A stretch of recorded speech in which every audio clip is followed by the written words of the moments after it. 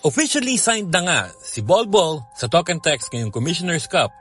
Ano ba magiging epekto nito sa liga at gaano ba kadami ang mapapahirapan nitong si Bolbol sa PBA?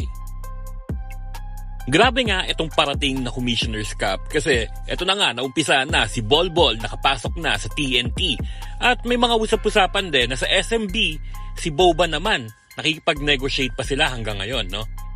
Pero dito muna tayo kay Bolbol na sobrang ganda ng pwedeng mangyari sa TNT ngayong Commissioner's Cup. Tandaan natin, no, napaka-elite ng wingspan at height at skill set nitong si Bolbol. Super elite talaga ng mga specs nitong si Bolbol. Tandaan natin, yung wingspan nito, 7'7". So ang hirap nun, no, para sa isang regular PBA local na gumawa siya para dito kay Bolbol. Dalawang import sa Commissioner's Cup ang pwede magpahirap dito kay Bolbol.